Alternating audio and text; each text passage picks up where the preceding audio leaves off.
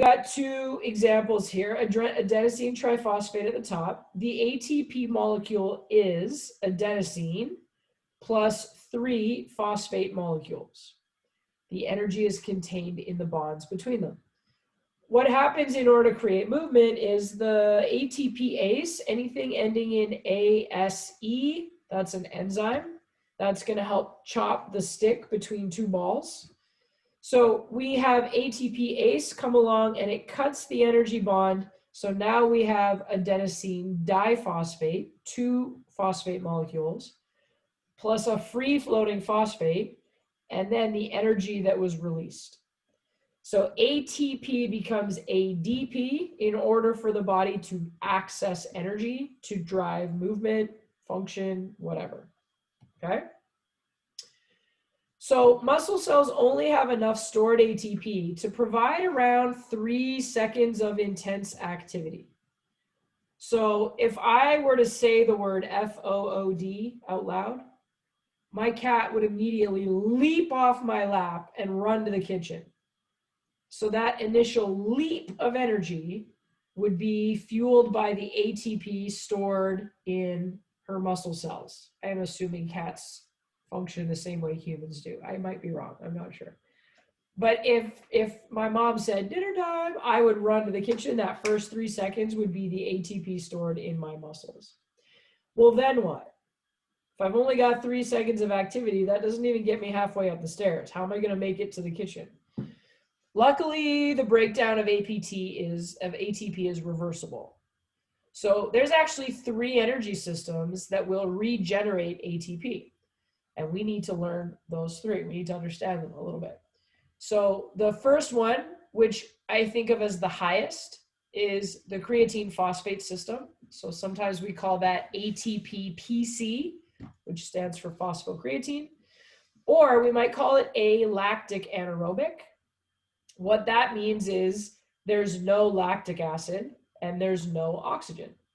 Lactic acid, aerobic equals oxygen. If you put an A or an AN in front of the word, it means there's none. So the creatine phosphate system does not produce lactic acid and it does not require oxygen. That's going to make a little bit more sense when we look at the other 2 systems.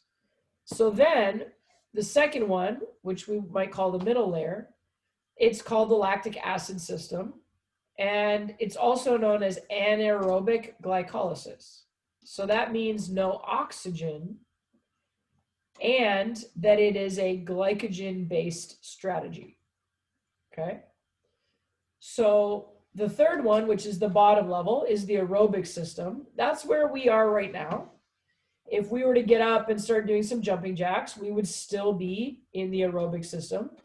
And it's also called aerobic glycolysis or aerobic lipolysis. And what that means is it requires the presence of oxygen, and the fuel source is either glycogen or lipids. So lipolysis, lipids, fats, right? So glycolysis is the breakdown of glucose into pyruvates. Lipolysis is the breakdown of triglycerides into fatty acids. All of this is starting to sound very complicated. So let me help simplify it a little bit. ATP reforms quickly from the combination of ADP and a free-floating molecule. This provides energy anaerobically. So all that needs to happen is ADP needs to find one single molecule of phosphate, click, they go back together, and we now have ATP. So one molecule of ATP is provided by one molecule of phosphocreatine when it links up with ADP. So that happens pretty easily. One breaks down, one reforms, as long as we have enough of the component molecules, okay? That's a fairly slow process. So for example, when we think about what type of workout might match to this system,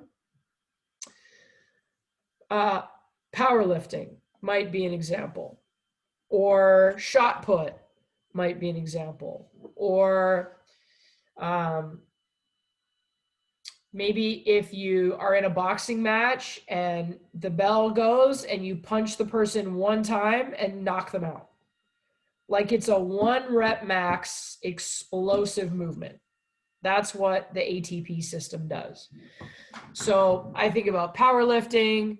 I think about shot put. I actually think about golf.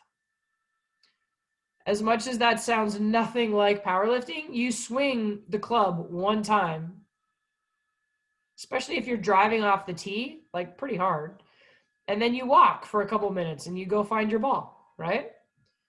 So the ATP energy system is anything that's sort of like a 1 rep max, 3 seconds of effort max experience. Okay? The way to remember it is the duration of time, 3 seconds. If you can do something for 30 seconds, that's longer than 3 seconds, so you're not in the ATP system, at least not exclusively. Okay? The second system is lactic acid.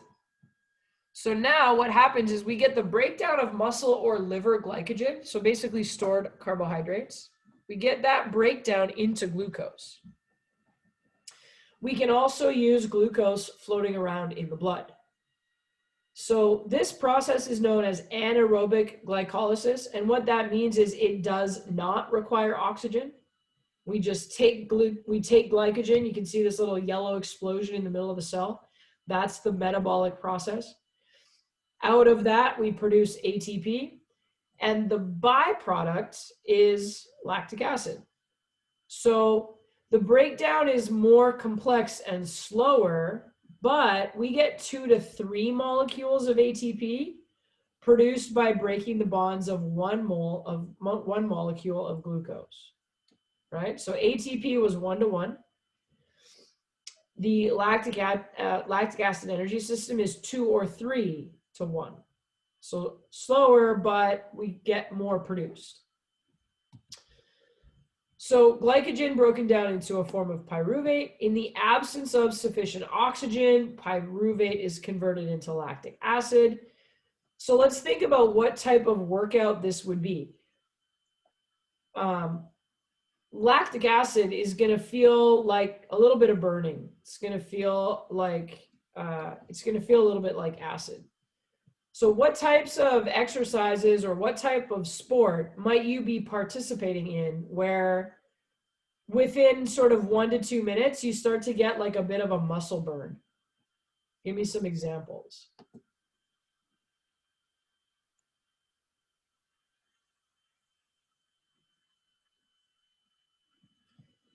Yvette, just need to unmute yourself.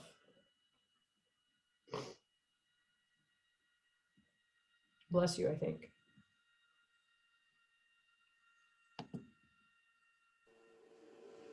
There we go. Bodybuilding. Totally. You don't do squats for 5 minutes. You do heavy squats for less time, right?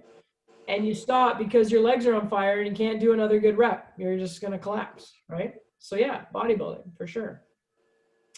Annika, can you think of another type of exercise or sport where you might work pretty hard for a minute or two and then your muscles would be burning?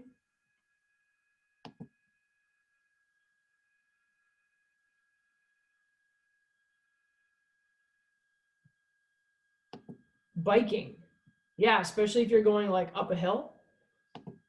I trained for a big ride a couple of years ago and I had a road bike, but my fiance decided one day she wanted to come out for a little ride with me as long as I wasn't going too far. And I said, yeah, sure. We'll just go like over the bridge and back. But she had a mountain bike. There's a big difference between a road bike and a mountain bike. So as I was flying up the little hill on the bridge, she was like dying, pushing her pedals. And she was like, that was like the worst experience ever. I thought my legs were going to explode. So yeah, there's another good example. Regan, what do you think of? What else as a sport or a physical activity might get our body or our muscles burning within a minute or two? I would say HIIT training, maybe. Totally. So if we gave like a really specific example, like imagine that you're like sprinting on the treadmill. you can only sprint for so long before you're gassed and you're sucking wind and your legs are burning and you got to hop your legs onto the side and take a little rest, right? Yeah. Asif, how about you? What's something else that might get the body burning in a minute or two? Hello. Yeah. What do you got?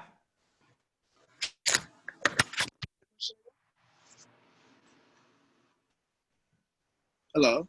Hi there. Can you hear me? You. Yeah, I can hear you. Yeah. Perfect. Did you ask me a question? I did. Curious. I said, what's a sport or a physical activity where your muscles would start burning after a minute or two? Muscles would start burning. Yep. I would say it's like bicep curling till failure. If you go to failure, yeah. Like more lactic acid production, then you feel burned in that area.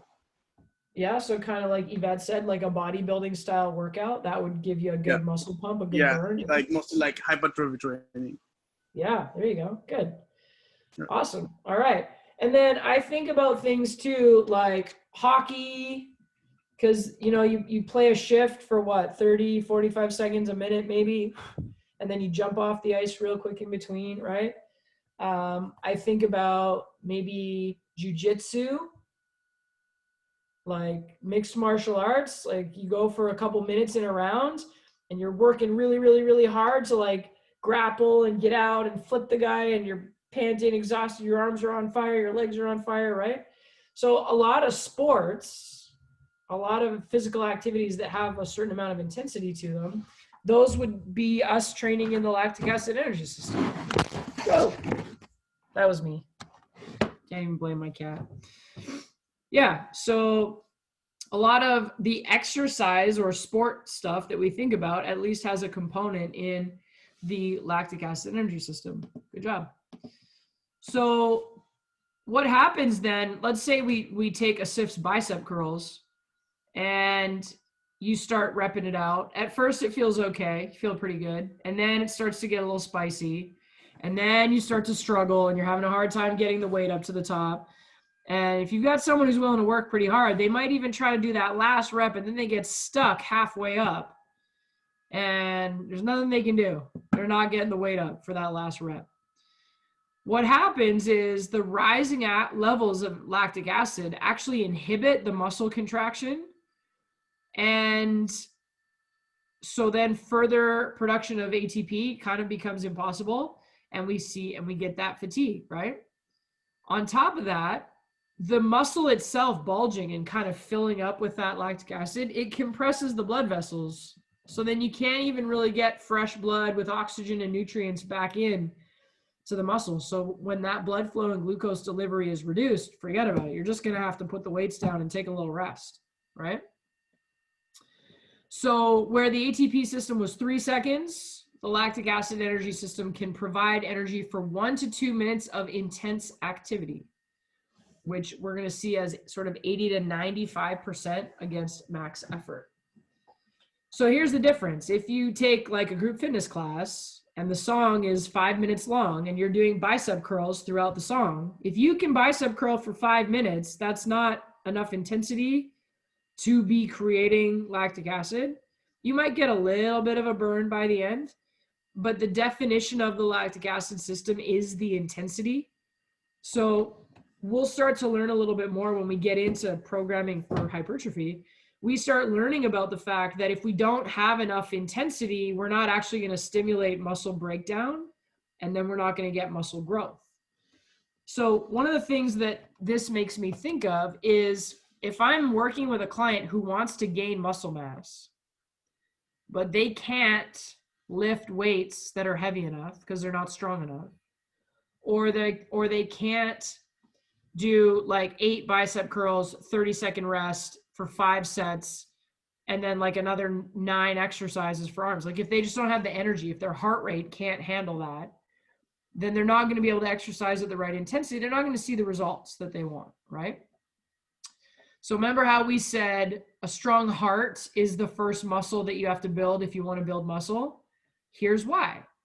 If their heart isn't strong enough, they're not actually going to be able to get into or sustain working out in that lactic acid energy system. So then they're not going to grow their muscles, right?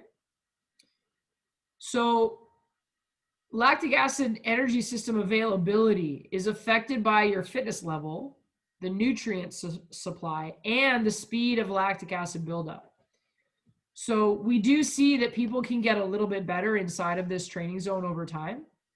But like the first time you do like a leg day, it's going to be a bit of a struggle and you're going to be pretty sore because that's kind of your first experience with lactic acid. Over time, as you continue to do this style of training, you build up the ability to go a little harder, a little longer, and you sort of are able to have the lactic acid build up not as fast, so then you can get more work done.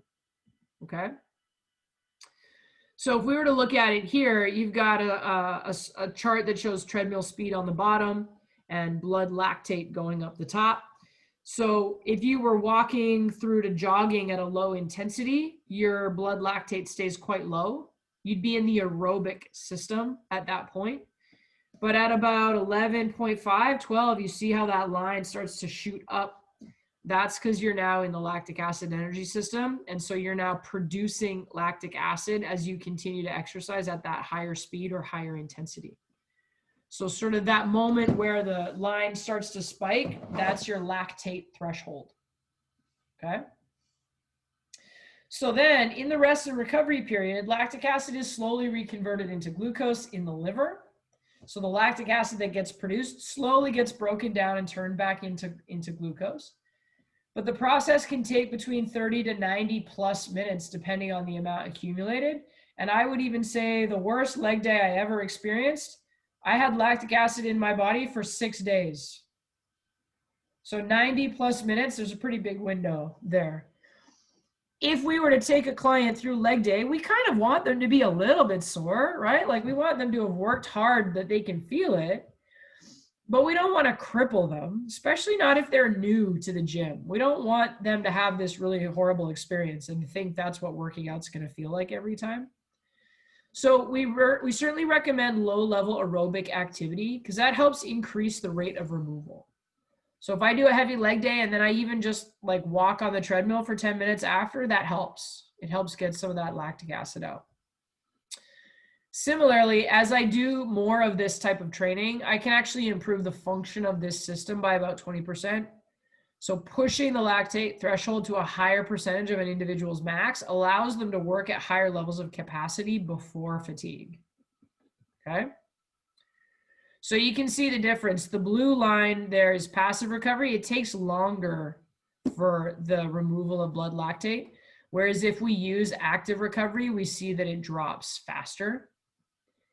And this is where we see sort of the changes in the lactate threshold. So by the time we compare the trained versus the untrained individual, we can see that improvement and that increase in the lactate threshold. So again, it's going to allow us to get more work done before the system kind of shuts down because of the lactic acid. Okay, so as trainers, we want to gradually help increase the client's threshold. We do want them to be able to access this energy system, especially if their goal is weight loss or muscle gain or sports performance, right? Okay, so that takes us to the last energy system, which is the aerobic energy system. So now this is energy production in the presence of oxygen. So we use this for everyday living. Right now, we're sitting here breathing in oxygen, and our body is able to produce the amount of energy that we need based on the intensity that we're currently sitting at, which is low, okay? So the key about this system is that we take glucose or fat or protein, and we break it down to produce ATP. The byproducts of that reaction are carbon dioxide and water. So we use the water, but we breathe out the carbon dioxide. Okay, so again, low level energy, what we're using right now. If we just went for like a light 30-minute jog, we're breathing in enough oxygen to fuel the amount of energy the body needs while jogging, right? So carbohydrates, fats, and in extreme circumstances, the body can even use protein in order to survive, okay? So the aerobic system provides a lot more ATP than the other two systems, but at a slower rate. So if our energy demand is low, then the slow rate of the aerobic system is enough. If all of a sudden the energy demand is high, well, it's like the body has to figure out how to provide energy in a faster way. So that might be the lactic acid system, right? So almost all low-level energy production is aerobic metabolism, and it's actually mostly going to be breakdown of fat. So like as we sit and go about our normal workday, we're probably using a low level of fat burning in order to fuel us. But as intensity increases, carbohydrates become more involved as a fuel source because the aerobic metabolism of carbohydrates is faster than the aerobic metabolism of fats. So if I'm sitting at my desk for a couple hours, I'm burning fat. If I get up and go put the laundry in and change the sheets on the bed and start walking around the house and maybe putting some groceries away and I start doing stuff, I might feel like I'm working a little bit harder. I might get even a light little sweat on. Maybe if I vacuum or something, I'll get a little sweat on. Chances are at that point, I'm probably burning carbohydrates. Okay.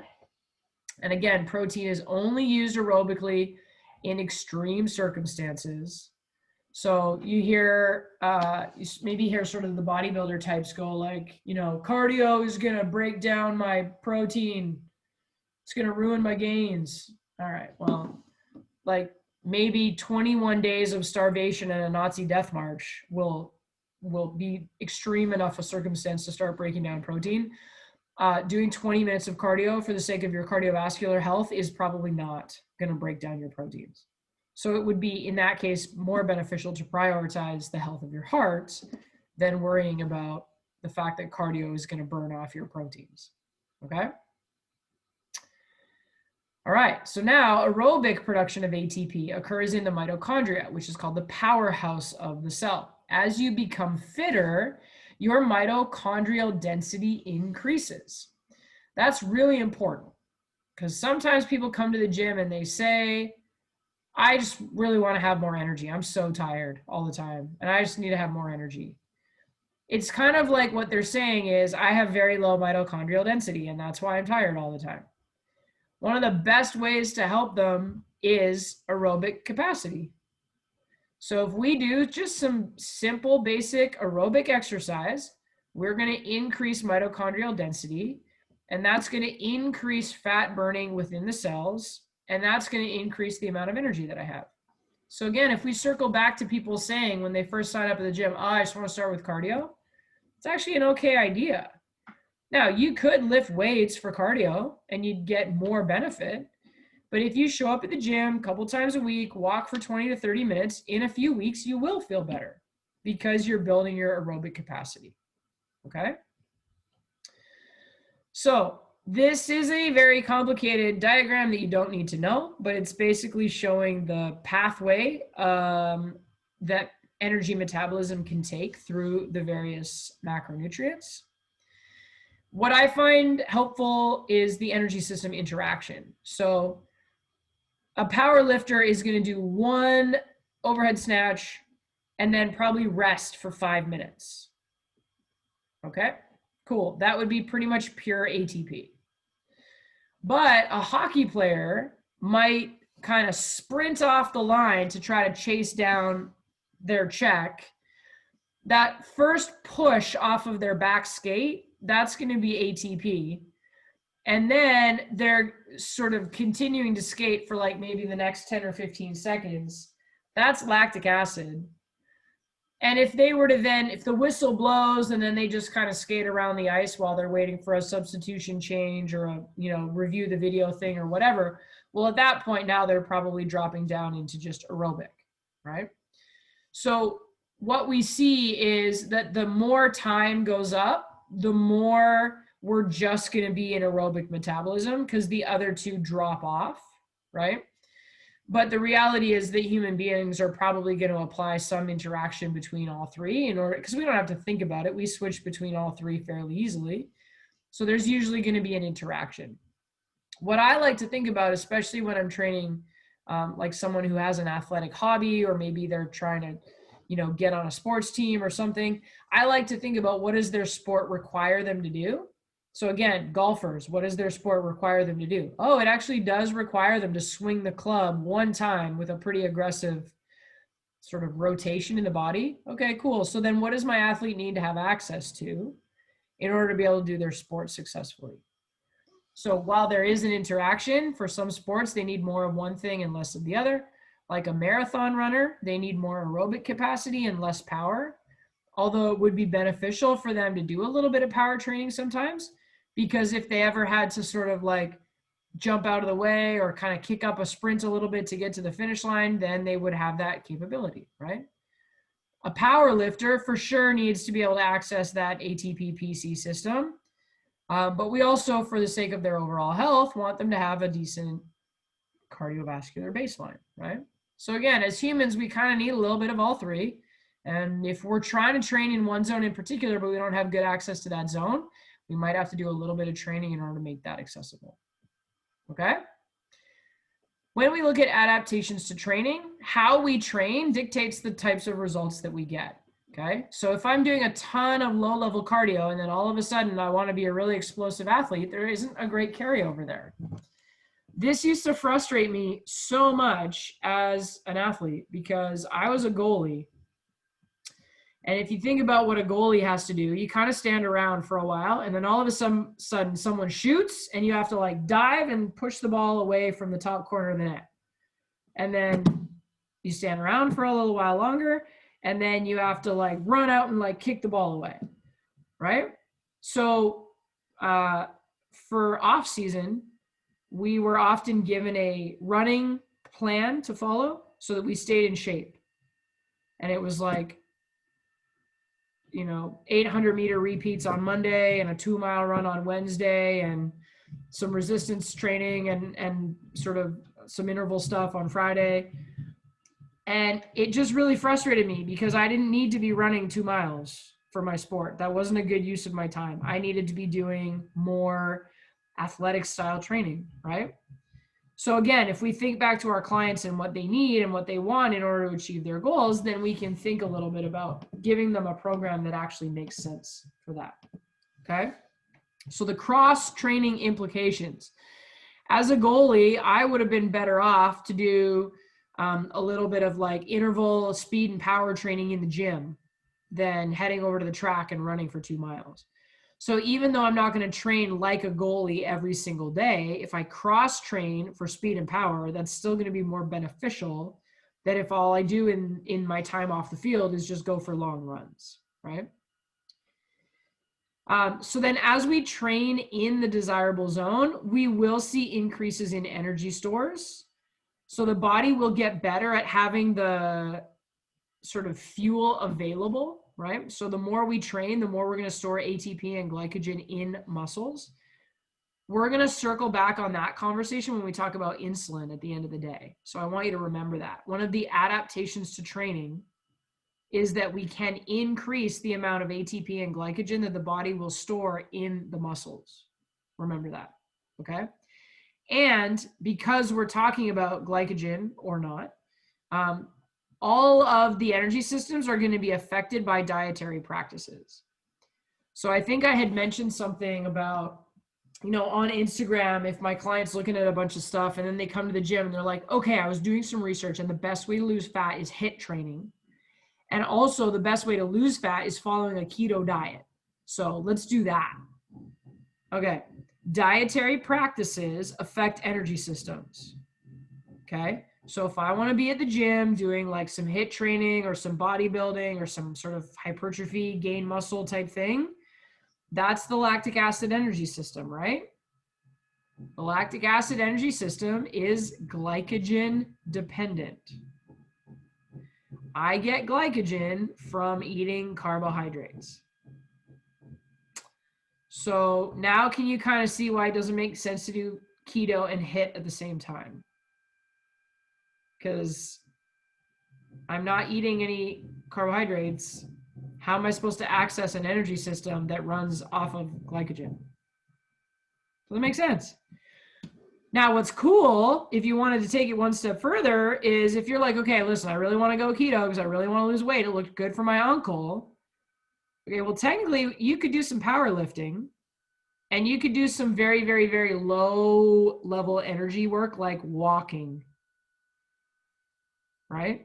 So I don't have a blanket hate on for keto, but most of the time, personal trainers are running 50-minute workouts, 30-minute workouts, whatever, in a glycogen dependent energy system. So in that case, it just doesn't make sense. But you've got fat adapted athletes who do like ultra marathons and they just run slowly for like 56 hours in a row. Okay, they could fuel themselves with lots of fats. And if you were to look at power lifters, well, they're doing like only a few reps at a time. Technically, I guess they could get away with a fat dependent strategy too, right? Just as a sort of personal philosophy, I think power lifters still need to eat lots of carbohydrates because that's how you build muscle. And you're going to do more than just lift one rep one time and then rest. You do all kinds of accessory and supplemental work, right? So it's still not a perfect match. But that's at least what thinking through the science and the biology of the energy systems would mean. Okay? All right. Questions about energy systems? Luna's like, for the love of God, it's 10 minutes after 5. Okay. Let's sorry, take I have a question. Yeah, go ahead. Is there such thing as like, how would I say this? Like, I'm vegan, so would that branch into different things like keto or paleo or whatever? Or would it just be its own thing, and is that specific to a certain type of training? So as a vegan, do you eat proteins? Yeah, I eat legumes, some nuts, and protein powders and bars. Okay. As a vegan, do you eat carbohydrates? Yes. Fruits and vegetables and all kinds of Yeah. stuff, right? As a vegan, do you eat fats? Some, yeah. Yeah, avocados, nuts, seeds, right? Olive oil, probably some of those types of things. Yeah. So you're still consuming all 3 macronutrients, even though you are not eating any animal-based foods. So Correct. while plant-based proteins are different in their amino acid structure than animal-based proteins, you're still eating protein. So you're still eating all 3 macronutrients. Your body is going to digest, break down, and absorb them in the ways that it can. And as far as energy systems go, your body still has access to carbohydrates, fats, and proteins. It predominantly wants carbohydrates and fats for energy anyways. So it's all the same for you. The one slightly challenging opportunity is that in order to build a lot of muscle, if you're not eating higher amounts of protein, you don't see the same muscle gain. So if you made a really concerted effort to get all the protein you needed through plant-based sources, fine. So energy systems is not specific to any particular type of diet. Paleo, vegan, gluten-free, high carb, McDonald's, whatever. It's all just macronutrients, right? The quality sort of affects the outcome, but energy systems themselves are not specifically geared to or limited by any particular dietary choices. Okay, awesome. Thank you. Good question. Okay, cool. Let's take 5 minutes, stretch your legs, do some jumping jacks, run to the bathroom. I'm going to feed this cat. And when we come back, we will look at the endocrine system. So we'll be right back. All right, we are back. So we're now going to take a look at the endocrine system. And this one for me has been a system that I've really enjoyed learning more about in the last years. I started off really knowing nothing more about hormones than, testosterone helps you build muscle and women blame estrogen for a lot of stuff that they think is unfair. There's a ton of really interesting nuance to hormones. And what's really cool is hormones control a lot of things. But we also can make choices about how we eat, how we train, how we sleep, how we manage our lifestyle. And so we actually have a little bit of control over how our hormones function, right? So if we look at setting our lives up in a way to support optimal hormone balance, we can sort of have better health. And if we allow some of the choices we make to kind of get away from us a little bit, then it can mean that we end up with unbalanced hormones, right? So I do think that we want to learn a little bit more about this because it's going to affect how we coach our clients and how we make recommendations and things like that. So I think it can be helpful to learn a little bit more about this section. So that being said, we'll dive in.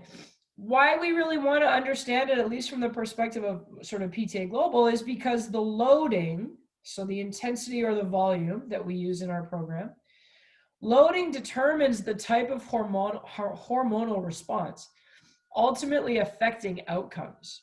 So, for example, if I'm trying to build lean body mass or if I'm trying to lose fat, how I train is going to elicit hormones in a particular way. And those hormones are then going to dictate how my body responds, right? So I always sort of look at it as once you know what your goal is, you want to try to line up your nutrition, your training, and your lifestyle in such a way that everything is moving you towards that goal, right? So example, there's sort of like a gym meme that's like train, eat, sleep, repeat, right? So if you're living that bodybuilding life, you're probably gonna train, eat, sleep, repeat. And there's lots of coaching around how your training should be and how you should eat, and you got to get enough sleep and stuff like that, right? So if you eat enough and you train with enough intensity and consistently enough and you get enough sleep, then you'll grow, you'll get bigger and you'll get stronger, right? But if you kill yourself in the gym and you really only eat like donuts and you stay up all night playing video games and then you try to get up again the next day and train hard again, it's like you can train all you want, but you're not going to outwork a bad diet. You're not going to be able to outperform how you feel your body. You're not going to be able to hack not getting enough sleep, right? So that's kind of what we want to look at in this section. Okay? So, if we look at hormones in general, plasma levels of hormones fluctuates. Remember, plasma is like the watery part of blood. And plasma is where we find the nutrients and the gases and the hormones as they travel throughout the body. So secretion of hormones into the plasma or into the bloodstream is regulated by what's called a negative feedback system. So the cells themselves can alter the number of hormone receptors they have to change sensitivity to that hormone. So down-regulating would be when a cell decreases the number of available cell receptors, less of that hormone can bind to the cell, and therefore higher concentrations of the hormone remain in the blood. Upregulating means the cell increases the number of receptors, so more hormone can bind to the cell, and now there's lower concentrations of the hormone in the blood, okay? So endocrine system is where I start telling stories. You ready? When I think about the negative feedback system that controls hormones, it makes me think of Harry Potter and the Chamber of Secrets. So if you've read that book or watched that movie, you might be able to picture what I'm talking about here. But there's, at the end, when Harry and Ron and Hermione go down into the Chamber of Secrets, there's that room full of flying keys, right? And they have to find the right key to open the door. So there's this one rusty key flying around with a broken wing, and they go, oh, it must be that one because the rusty key matches the rusty door lock, right? So that's kind of how I think about hormones. If you've got all these different keys flying around in the bloodstream, a key only opens one door. So in this case, testosterone is going to act to increase muscle growth. Estrogen is going to act to increase body fat storage. Cortisol is going to act to upregulate the sympathetic stress response, right? So it's like one key opens one door. Now, it's not quite one-to-one because hormones act on the body in some different ways and in different areas. But the whole idea is if I want the door to open, I want there to be as many keyholes on the door as possible, right? So then when the key comes floating along, it's gonna open up the door. At the same time, if the key is stuck in the door lock, now there's like no more of that key floating around in the blood. And that's when the brain goes, oh, well, we need more testosterone keys, right? So there's an interaction between the brain producing, or the brain stimulating a gland to produce hormones, the amount of hormone in the blood, and then the cells themselves sort of attaching the hormone in order to generate an action. And it's a negative feedback system. So less hormone in the blood, the brain produces more of that hormone. The cell wall closes off all the cell receptors. There's a bunch of hormone floating around in the blood. The brain goes, oh, okay, we must be fine. I don't need to produce any more. Okay?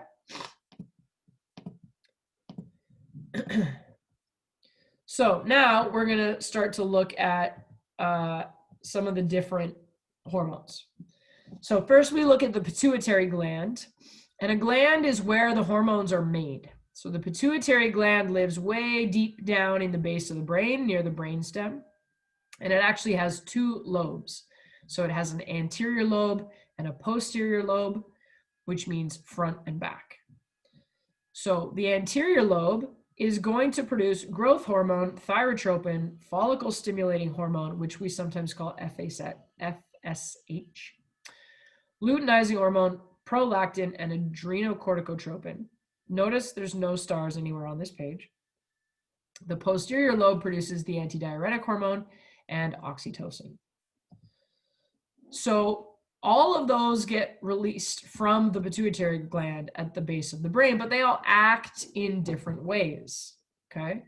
So growth hormone acts on bones and muscles. It's part of how we grow. Prolactin is one of the things that allows a new mother to breastfeed. Follicle stimulating hormone and luteinizing hormone act on the testes and the ovaries to create gametes, so either eggs or sperm.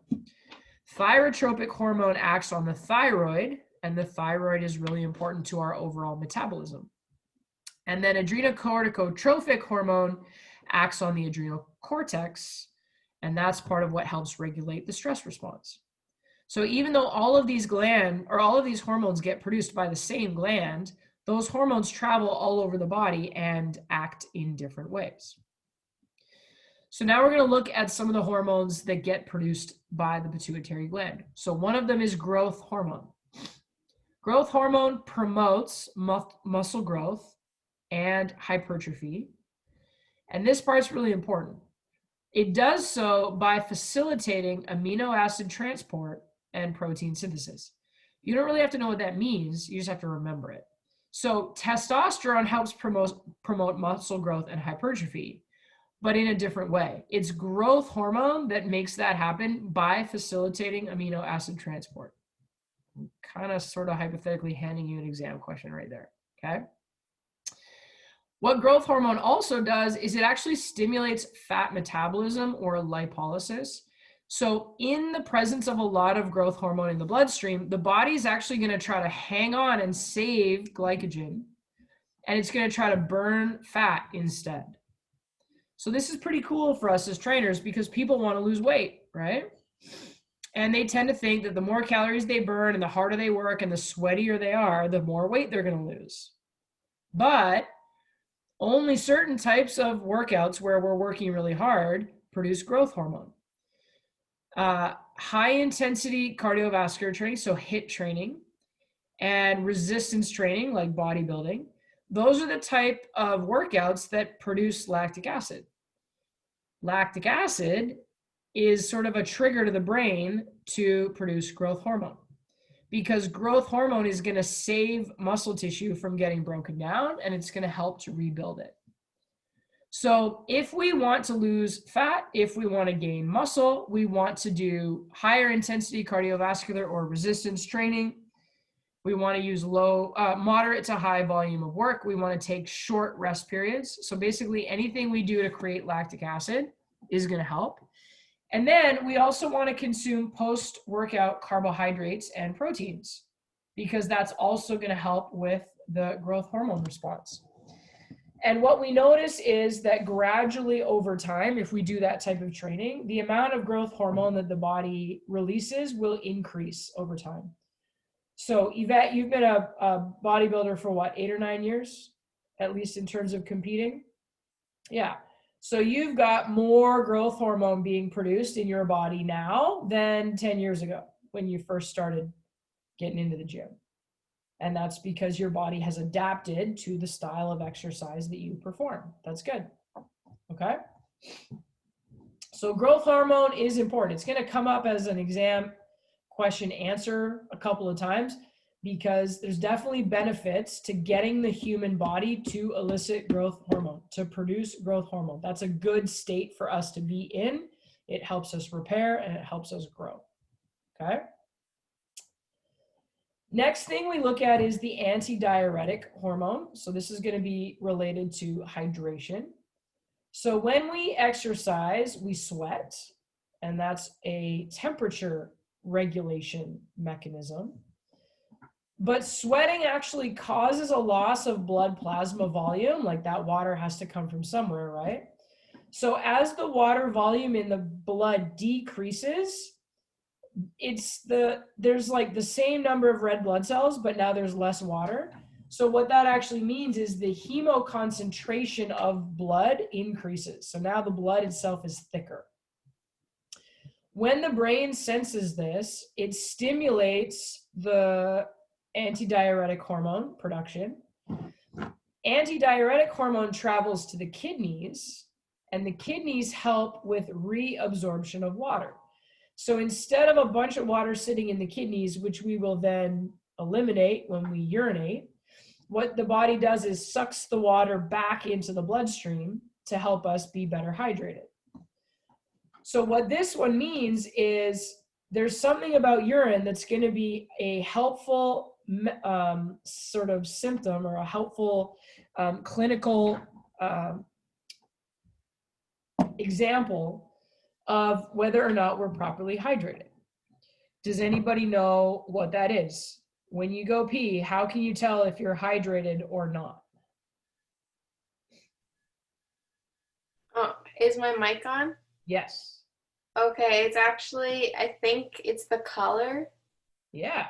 Yeah, like it's more clear if you're hydrated and it's more like yellow if you're not. Perfect. Yeah. So, and Annika, good job. Regan, good job. If your pee looks more like water, you're basically eliminating a bunch of excess water. But if your pee is really like dark yellow, it means there's not very much water in it. And that's a pretty good indication that you're dehydrated. The one caveat to that is if you're taking a multivitamin or a B vitamin, that makes your pee like bright yellow. So you can be well hydrated and have really bright yellow urine. That's still a thing. But the difference between sort of clear and dark yellow is one of the things that we can look at. So super embarrassing story because we tend to remember embarrassing things better. I had a coach when I was in university and we would fly somewhere to go play and we would get to the hotel and we'd be checking in. We've got like 25 people in the lobby all wearing the same tracksuits, right? And as we were heading up to our rooms to check in, he would yell, "Get your water bottles out, drink until your pee is clear." Because he wanted us to be hydrated for the next day. And it was so embarrassing because then everybody would stare at us and be like, "Ew, my God." But I secretly think it was also his way of making sure that nobody came to visit us in our rooms either. It made him like big bad dad on the road. So antidiuretic hormone is going to help the body try to maintain appropriate levels of hydration based on what's happening with that blood plasma volume. All right. The next one that we're going to look at is the hormones of the thyroid. So we have T3 and T4. And in general, what the thyroid hormones do is they increase metabolic rate. So if we have appropriate levels of T3 and T4, we're going to increase the size and number of mitochondria in cells. So we talked about that just in the last section around building up a little bit of an aerobic baseline, right? It helps increase mitochondrial density. Thyroid hormones also help with increasing protein and enzyme synthesis. So we're going to make them better. We're going to break down proteins better. It helps promote rapid cellular uptake of glucose. So if I need to run, my leg muscles need to be able to take up that glucose to drive ATP production. It also enhances glycolysis and glycogenesis, and it increases, FFA is free fatty acid. So it increases free fatty acid availability for oxidation. So essentially all of those things mean we're going to feel like we have more energy. Okay. So again, if we were to go back to your aunt at Thanksgiving or whatever, who says, "Oh, I have such a low metabolism," she might be kind of saying, like, I think my thyroid isn't working very well. And for a rare number of people, that can be the case. So then if they take a little bit of synthetic T3 or T4, they can feel a lot better. But before we get all carried away and think that everybody who's having a hard time losing weight has a low thyroid function, it's not that common. More so, it's going to come down to energy balance, calories in, calories out, right? Managing stress, getting enough sleep, that kind of stuff. But if that's something that they're dealing with, then it can help a lot to have just a little bit of synthetic thyroxine. Actually, random fact, Yvette, my mom's dog takes synthetic thyroxine. So it's not just for humans. She takes a thyroid pill every day. Okay, the other hormone that the thyroid produces is called calcitonin, and it helps decrease plasma calcium concentration. Now, what we want it to do is act primarily on bones. We want the bones to absorb calcium from the bloodstream to stay nice and strong.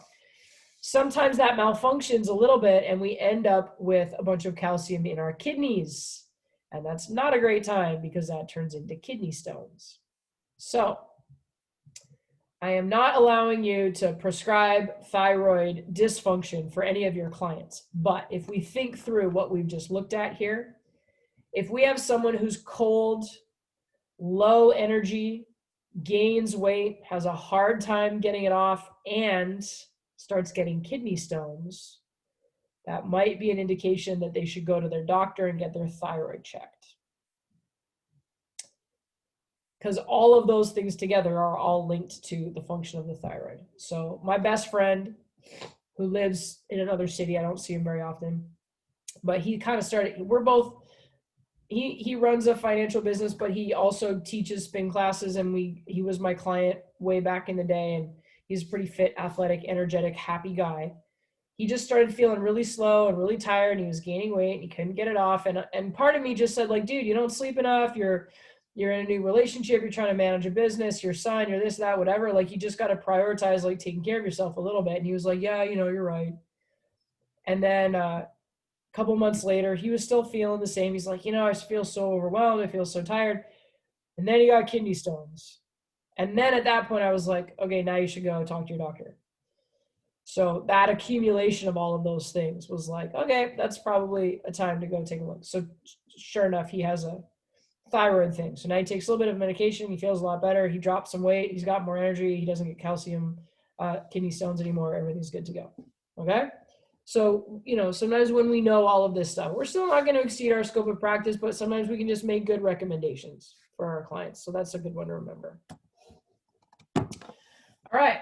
From there, hormones of the adrenal cortex. So now we're going to look at the category of hormones called catecholamines. Catecholamines are primarily epinephrine and norepinephrine, but you might have heard them called adrenaline and noradrenaline. So epinephrine and adrenaline are the same thing, okay? Catecholamines are stimulated by the sympathetic nervous system to prepare you for flight or fight or flight. So what they do is increase the rate and force of heart contraction, they increase blood pressure, they increase respiration, they increase metabolic rate and glycogenolysis and the release of glucose and free fatty acids into the blood. Right? So we're basically flooding the system with energy. They also allow more blood to go to the skeletal muscles through vasodilation and vasoconstriction. So what that means is, let's say I was digesting. I want a bunch of blood to flow in and around my stomach and my small intestine to help me absorb all those nutrients. But all of a sudden, if I have to run away, what's going to happen is those blood vessels around the stomach are going to get smaller, and the blood vessels in my legs are going to get bigger. And that sort of helps dictate blood flow. So remember back from the last class, we said one of the acute responses to exercise was a blood shift away from digestion and skin towards working muscles. That happens because of the release of catecholamines, okay? So catecholamines work to increase both duration of stimulation and force of contraction in the heart. So increasing stroke volume and increasing heart rate, both of those are going to drive cardiac output, right? And essentially it can provide the fight or flight response, but it can also act as a quick response to strenuous exercise. So if I go to the gym, hop on the treadmill and start sprinting, there's no lion anywhere around me, but the brain's going to go, oh my God, we're sprinting. We must need energy and catecholamines. So then it can also release them as a function of exercise. Okay. Now, catecholamines also augment the secretion of other hormones like testosterone. So when we're in a stressful state, we also see these kind of downstream mechanisms initiate. Like if there's a bunch of lactic acid in my blood, my body's going to release growth hormone to prevent muscle breakdown and try to repair the tissues that would otherwise get broken down by lactic acid, right? So catecholamines are linked to testosterone production. And when we see high intensity, high volume workouts with short rests, we actually get a prolonged catecholamine response. So when we're doing bodybuilding, if we're doing HIIT training, we see the catecholamines get produced at higher levels for the length of the workout because the body is trying to sustain a high level of effort. What's important to note about that is if that happens, we now have to make sure we're resting enough so that the adrenals can recover. If we're just pumping out catecholamines nonstop, we can end up with chronically elevated cortisol. And as we will see later, that's detrimental. So if you're going to do really high intensity training, I'll give you a specific example. Last year, I was writing the programs for a program called GT12, which was group training. And it was designed to be fairly intense. It was 12 stations, total body, multiplanar functional workout, 3 rounds, high intensity, right? So it's a pretty intense workout. And I wrote it so that you'd take it 2 to 3 times a week, but no more than that. We had people showing up every day because it was a free workout led by a trainer. So they were showing up for it every day. And one of 2 things is going to happen. Number one, you're starting to fatigue because you're not giving yourself ample recovery time. So you're not actually going to work as hard as you're supposed to. So you're not going to get the results. Or you're going to give it literally everything you got every time you come in. You're not giving yourself enough time to recover. You're going to end up with chronically elevated cortisol, and that sort of elicits an overtraining response. And so similarly, you're not going to get the results you want because your body's just way too stressed out, right? So Regan, I'm curious for you, if you want to share, cool. And if you don't, or you don't think you have anything to add, that's also okay. But you were talking about kind of being addicted to exercise. And I'm curious if this makes sense to you, because if you were doing really high intensity exercise, or if you were doing a lot of exercise and you weren't taking the time to recover, can you see, or can you share a little bit about sort of how that affected your body? Yeah. Is the mic working? Yeah, we got you. Awesome. Okay. Well, it's too much of a long story to share it all, but I can kind of give like a summary, I guess. Mm-hmm. So I started working out earlier than that, like a couple years before the orthorexia started. Mm-hmm. And then when it did start, it was just like I got very stressed if I wasn't moving. It got to a point where, and it sounds kind of silly, but I felt like I had to vibrate. Otherwise, I wasn't burning enough calories. And I'd like have constant anxiety attacks.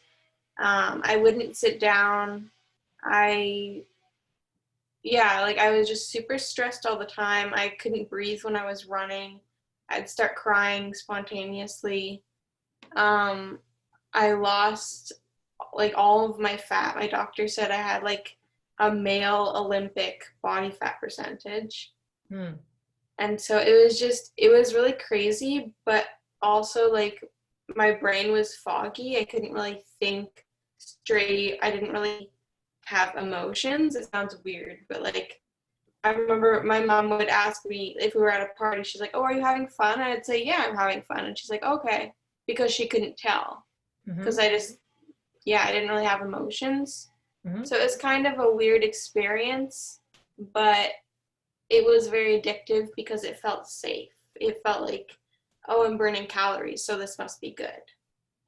Sure, that's like the method of control that sort of helps you regulate your anxiety. Yeah. So a couple of the things that Regan's saying there that kind of stand out to me as being the example here is brain fog, not really being able to experience the highs and lows of emotion, sort of having a lot of anxiety, kind of bursting into tears for no reason.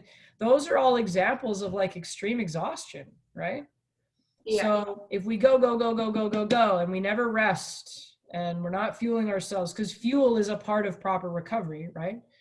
You can kind of see how that becomes detrimental to the body. So probably part of what happened as a result of all of that training and all of that movement is that the adrenals just got kind of really fried. And that's what that non-emotion is. Like when you're adrenally fatigued, you just kind of go flat. And that's one of the signs of somebody that's not recovering well, not taking rest days, not promoting recovery. So that would sort of relate. So a couple of things in charts here in terms of catecholamine response. I don't find them particularly illuminating, to be honest, except that if you look at the B chart, notice that catecholamines go up during exercise, and then they drop quite sharply post-exercise, right? So kind of as soon as the heart rate goes down, we get this drop, right? And it's like the zebra ran away from the lion and was successful in escaping, and now just like plops down in the shade and drinks some water and takes a nap, right?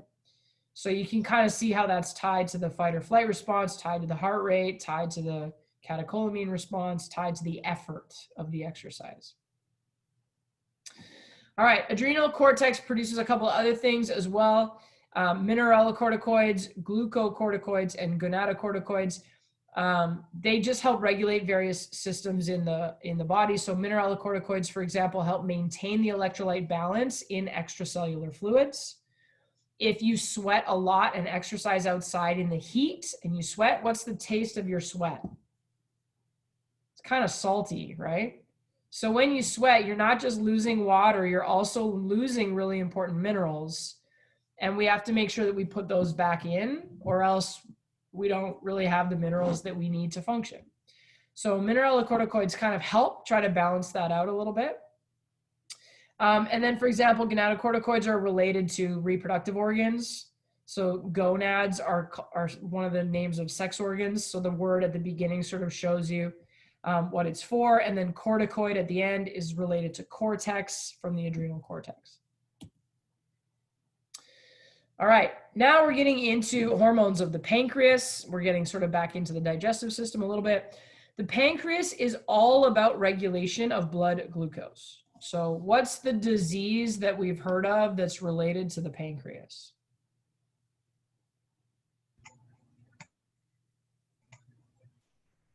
Toko, you know? Diabetes.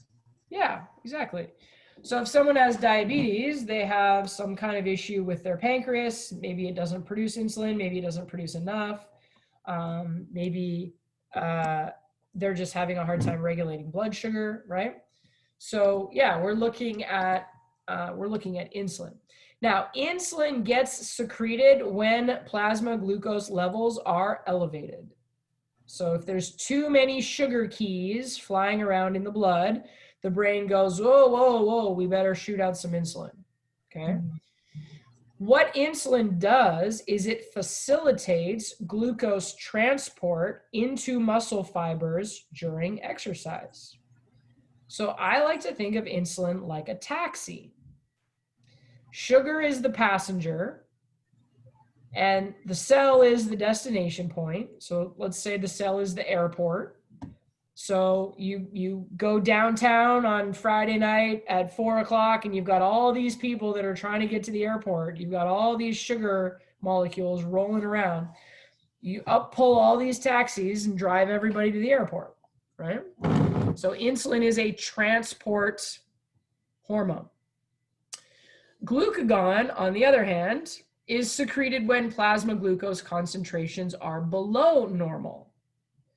So if I get to a low blood sugar moment, then the body's going to reduce glucagon because now I actually need to take glucose from the muscles or from the liver or from wherever, and I need to put it back in the bloodstream.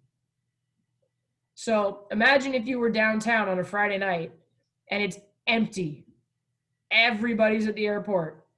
Well, you got to bring some people back downtown because it's Friday night. We got a party, right?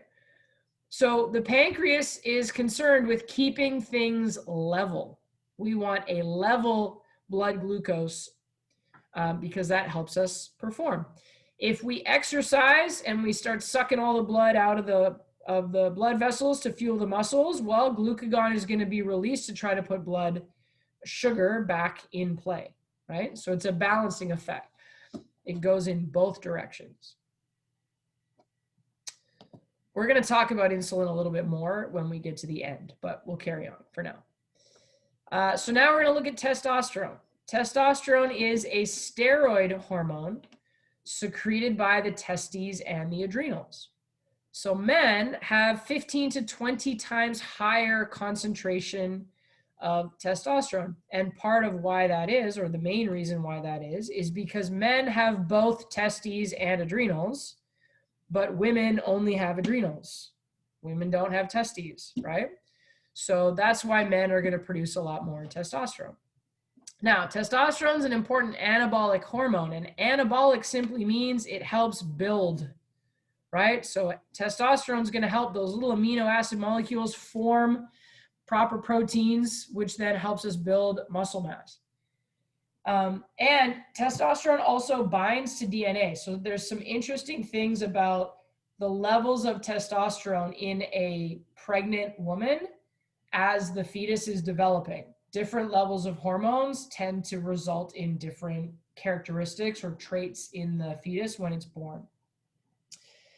Indirect effects of testosterone are that when we have higher levels of it, we increase growth hormone stimulation, and we also help secrete neurotransmitters that affect structural proteins.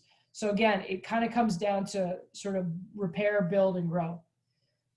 One of the things we know about testosterone is that it can produce aggressive behavioral responses. So it's a little bit outdated, but it's also kind of still biologically true. Men sort of end up with a stereotype of like being bigger and stronger and angrier because they have more testosterone, right? And maybe women who have higher levels of testosterone, because that can occur naturally, they tend to be bigger and stronger in their physical performance. Maybe they have a little bit more of an aggressive personality, right? So just kind of as a quick discussion point, I do find this interesting because if we go look at the top level athletes in the world, the people that participate in world championships and the Olympics and stuff like that, they do drug testing, right? And they get in trouble and they get their medals stripped and they get all kinds of sanctions laid against them if they're found to be taking illegal substances. And so part of how that whole drug testing thing is set up is based on allowable ranges. So there are allowable ranges of testosterone for female athletes. And if they exceed that allowable range, then it is assumed, or it's proven, so to speak, that they must be taking steroid hormones, and that's why their levels are elevated. But along with sort of getting better educated on gender, getting better educated on the sort of spectrum of expression versus just the very binary male-female thing, there have been several high-profile cases of female athletes that just have naturally higher levels of testosterone. And what happens is they get sort of found on these drug tests, but then they appeal because they're like, but I don't take anything. I just have a naturally higher level of testosterone, right? And then it gets a little bit complicated because the whole reason why the drug tests are in place in the first place is because if you take testosterone, you're stronger, or you grow bigger, or you recover faster than people who don't take testosterone. So then the question is sort of like, well, okay, if she's not taking anything, does she have an unfair biological advantage because she has a higher amount of testosterone? So then the whole gender binary becomes tough because men's sports compete and women's sports compete, but now there's a woman that has a higher level of testosterone than other women. And is it fair that she's training with other women? And there's men who have lower levels of testosterone. In fact, there's men that have lower levels of testosterone than her. So should they be allowed to compete with women and she has to compete with men? Like, it gets really complicated, right? And I think it's interesting because there's sort of rules and structure that don't match the variation of human biology and the variation of human expression. And the reason why I'm bringing it up is because as coaches in the fitness industry, where people come to us to change their bodies, and where they come to us to improve performance, and where they come to us to learn things, right? Sometimes what they want doesn't quite fit their biology. So for an example of that, like if you see a heavier set person and they really, really, really desperately want to be skinny, like, but that's not your biology. Like, you're a strong, beautiful person that has really great access to strength and power and all kinds of physical attributes.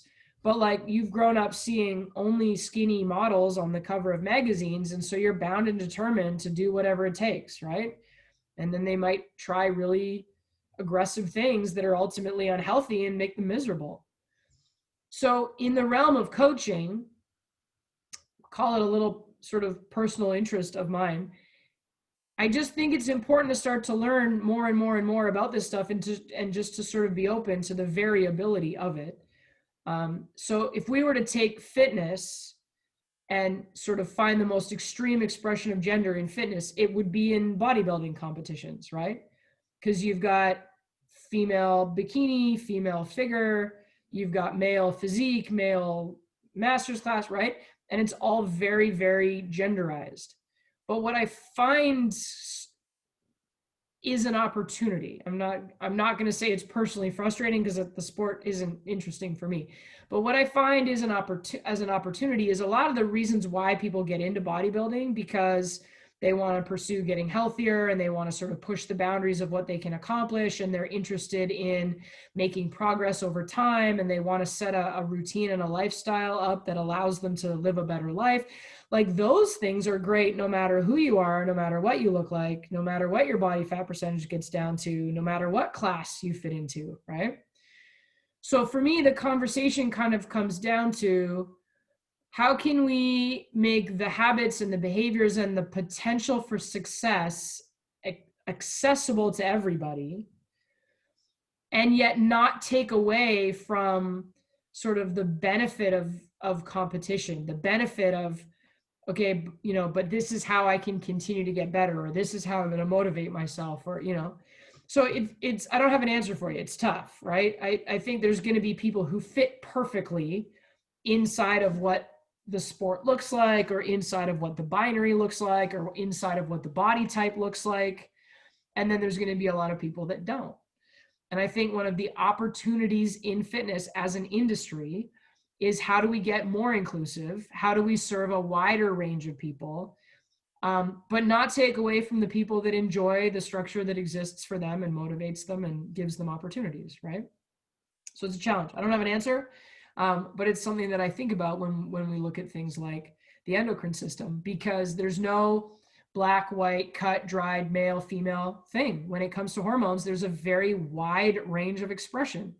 Part of it's genetic, part of it's based on like your fetal environment. Part of it's based on your upbringing, your environment, your nurture, so to speak, right? Part of it's based on food and sleep and lifestyle and pollution and all kinds of stuff, right? But it's something interesting to think of because hormones are biological mechanisms. So we can use them in appropriate ways, we can abuse them in inappropriate ways, and then there's all this middle zone, there's this gray area where we don't quite know what to do about it because it's not either end of the spectrum. So there you go, that's the head scratcher for tonight. All right, as we carry on with testosterone, especially in fitness, especially if we're looking to increase muscle mass, lose body fat, get healthier, right? There are ways that we can naturally increase testosterone.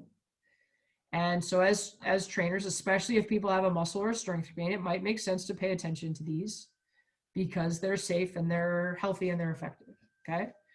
So one of the number one things we would look at is actually just training time and volume. How many hours in a week? How many total pounds lifted, right? Training time and volume. As we increase training time and volume, we will increase testosterone production in the body. So what that means to me is if someone's like, I really want to gain muscle, I'm going to come to the gym twice a week. That's not enough. You got to come for more hours. You got to come for more days. You got to train with more volume, okay? Similarly, if we train large muscle group exercises like squats and deadlifts and power cleans, those exercises are proven to increase testosterone production compared to calf raises, bicep curls, tricep presses, right? There's that big joke about like friends don't let friends skip leg day and what's the best way to build bigger shoulders, squats, right? Like the whole thing comes down to sort of the hormone profile that you're stimulating as a result of your training, right? So you're not really spot training. It's not like if I lift arms every day, my arms are going to get massive. My arms will get a little bit bigger, but they'd actually get bigger if I trained arms like once a week and did legs twice a week. My arms would get bigger because I'm eliciting more testosterone, right? We also want to train at appropriate intensities. So 85 to 95% of 1 rep max is where we see the biggest boost in testosterone production. And again, at a moderate to high volume for each workout. So more exercises for the same muscle groups will give us moderate to higher volume in that area of the body. And this one to me is really cool. It's shorter rest intervals. So I'm being a little bit stereotypical here, but having been in gyms for 15, 20 years, you see a lot of guys working out, lifting weights, and they'll do like one set really heavy, sometimes like half the range of motion, right? Because they're lifting heavy, so that's all they can do. And then they like flex in the mirror for a bit, and then they walk over there and talk to that cute girl. Oh, hey, let me tell you what you need to do about lat pull downs. And then they check their phone, right? And then they talk to the guy beside them. Oh, hey, did you see the football game on the weekend, right? And then they finally pick up another set of bicep curls. So like, meanwhile, the lactic acid has completely been eliminated. The growth hormone response is down. Their heart rate's down. Their catecholamine response is down. And so now it's like they're starting all over again from rep number 1. Right? So there's a shirt that I really like. It's a gray shirt, but as you train and as you sweat, the part of the shirt that gets darker because it's absorbing your sweat shows a part of the shirt that stays light because it's plasticized, and it just says, shut up and train, right? Or it says you can go home now because like by the time you get sweaty on the rest of the shirt, it says, okay, you're done, you can go home now. That's kind of like, to me, the evidence that I'm thinking of here. So like, you do a rep, you do a bunch of reps, you do a set, you take maybe a 30-second rest, but then you pick it up and do it again, right? So we see a lot of these sort of old school bodybuilders, they'll spend like 2 hours, 3 hours at the gym getting their volume in. And I'm like, man, if you got the same amount of volume in like 50, 60 minutes, you'd get bigger. Like, stop wasting time, shut up, do your next set. And sometimes what that also means is lift a little bit less weight so that you can actually lift a full range of motion, take a 30-second rest, and then lift again, right? So going the heaviest you possibly can is not necessarily the goal. Having to rest for 5 minutes in between is not going to be the best way to increase testosterone, right? So training time and volume, large muscle groups, enough weight at moderate to high volume with short rest intervals. We want to implement that in our hypertrophy programming. On top of that, training maturity. By the time you've been training for 2+ years, your body just now knows, oh, okay, this is what we do. So now you're going to be producing more testosterone than when you first start out, okay? We see that in males, testosterone in the blood will go up by as much as 30% during maximal work. So if you're working really hard and lifting really heavy weights, your blood testosterone can go up as much as 30%. But there's no evidence of similar increases in women. Again, women don't have testes, right? That does have an impact. So one of the fitness myths that I would just like to die is that if women lift weights, they're going to get super big and bulky. It's impossible. You don't have testes. You don't produce that much testosterone, right? So can a woman build muscle mass? Yes. Can a woman build muscle mass as fast as a man on the same training program? No. Can a woman build as much muscle mass over the course of her training lifespan as a man following the same program? No. Right? So women can gain muscle and they can get stronger, but just in relative ratio to hormone profile. So what that means for me when I'm talking to a female who wants to lose fat, get a little bit stronger and get a nicer shape, right? Maybe get a little bit of muscle tone or whatever, lift heavy weights. Like, try to get big and jacked. Do your damn best. You'll end up getting fit and lean and healthy and strong, right? Keep in mind, the Thor, the mountain, eats 10,000 calories a day, and that was a non-training day, guys, right? Holy, okay? When I was a collegiate athlete, I trained twice a day, sometimes 3 times a day, games all the time, practice in the morning, in the gym in the afternoon, training on the field at night with my goalie coach. I was eating like 6,000 calories a day. I was 6 feet tall and 185 pounds. Like, I don't think I've ever met anyone who's tried as hard as I did to train a ton and eat a ton. I still wore size 32 waist pants, right? So like I challenge you to look like She-Hulk. It's not going to happen. Right? For some women, that's a big disappointment. And for them, I'm sorry. But for the average normal woman who just wants to lose weight and get healthy, you should try to gain muscle. You should try to lift a little, you should try to lift heavier. Okay? All right, a little bit on anabolic steroids. So now this is where we're talking about actually taking artificial or synthetic enhancements. They work because they mimic the effects of testosterone. So in the sense of how the testosterone key floats around in the blood and inserts itself into the lock on the door, they mimic the effects of naturally produced testosterone. Now, steroids were originally developed for the treatment of deficiency or muscle wasting diseases. So they were originally developed to medically assist people that were atrophying and just had these debilitating diseases, right? At the same time, though, they started to get used in competitions, and they have been for decades. Athletes use them to increase mass and also to enhance recovery, so to sort of try to reduce muscle breakdown. What comes along with steroid use, though, is increased arousal, aggression, and mental focus. And part of the problem with how they're used is they're injected or taken orally in doses that are hundreds of times higher than the therapeutic amount. They also can be stacked, which means they're taking several types at the same time. And where the risk is that they increase muscle mass and strength, but not aerobic power. So your muscles get bigger, but your heart stays the same. Steroids don't work on cardiac muscle. So now your heart's the same size, but your body is getting bigger and stronger, and that starts to create a little bit of a dissonance and a disconnect that can be dangerous over time, right? Additional side effects, physical side effects, acne, premature baldness, and for males, they actually get breast enlargement. For females, you see a shift towards masculinization. So their voice drops, they can get facial and body hair. They can get a restructuring of the jaw, things like that. And one of the physical side effects that's kind of a big deal is tendon rupture. So if you're really big and really strong because your muscles have gotten bigger, meanwhile, your poor little connective tissues haven't been appropriately loaded for the same increases in strength gain, you can end up with some pretty severe tendon issues. Psychologically, like we said, increased aggressiveness and roid rage, it kind of just makes you a not nice person to be around. And this is one of the things that I say about working in a gym. Sometimes you have to say to someone like, hey man, like you got to wipe down your bench when you're done, or hey man, please put your weights away when you're done. And then you get like an inappropriately aggressive response. That's where you just kind of have to be like, okay, well, you probably took a bunch of pre-workout. You're in the middle of smashing weights around. Maybe you take steroids. I don't know. That's not really you. That's just an inappropriately aggressive response. And we can see that. It's actually pretty obvious because it's like flying off the handle at nothing. So that's not very nice to be around.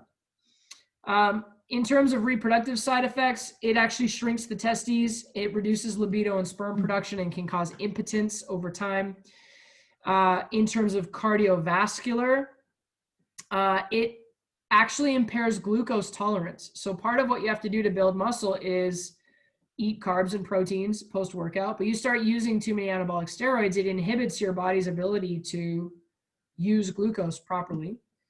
Can also lead to things like hypertension, stroke, heart disease.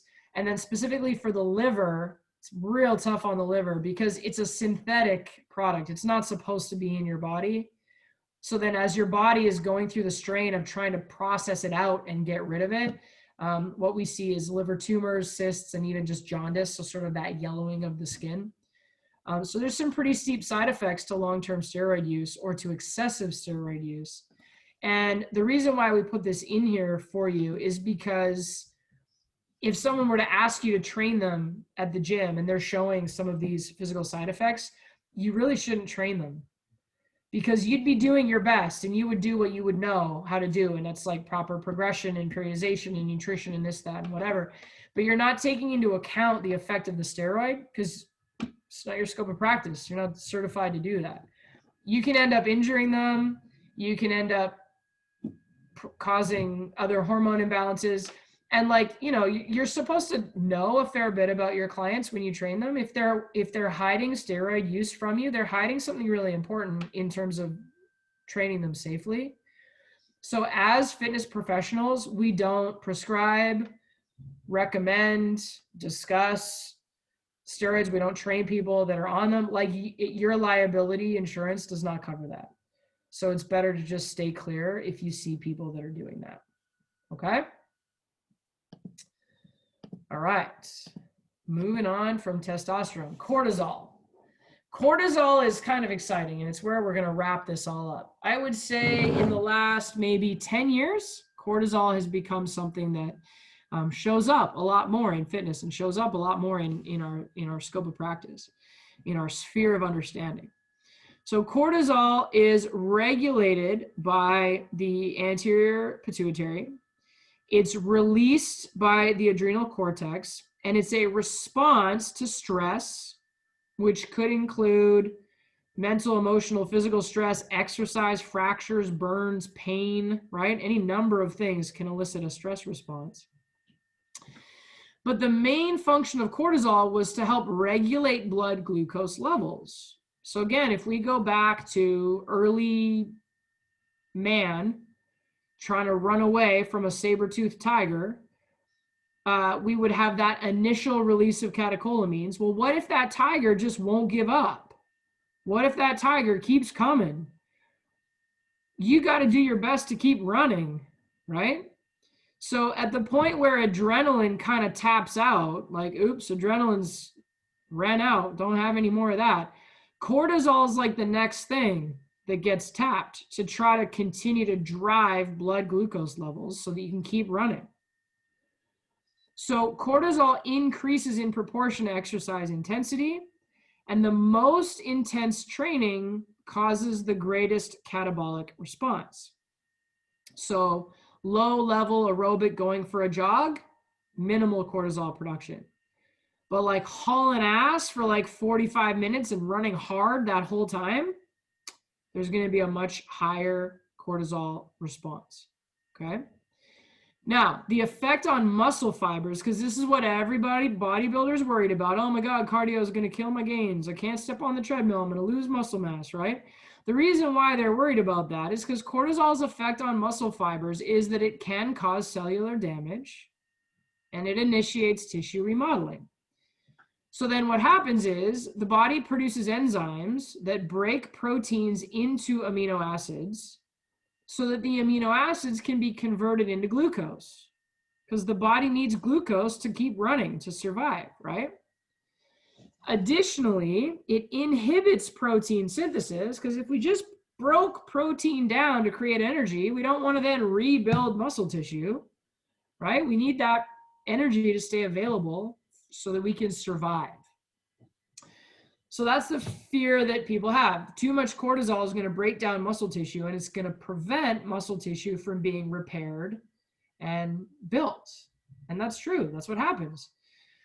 But what we have to think about is that the cortisol to testosterone ratio, or the cortisol to DHEA ratio, is important to know.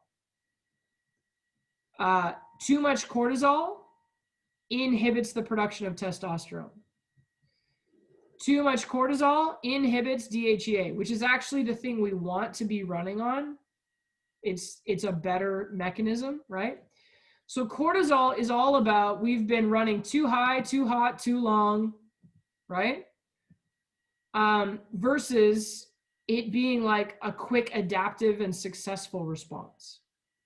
Okay, so again, I made the reference of, nowadays, every damn thing is a lion. Your alarm goes off, your email inbox, your mortgage coming out, your relationship, your kids, your school, traffic, the weather, Trump, all of these things stress us out.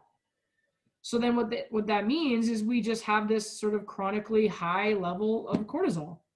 And then that starts to have a detrimental effect on the body. So let's look at that. Stress triggers some of the catecholamines, right? After about 30 minutes of stress, now we're going to start to create cortisol.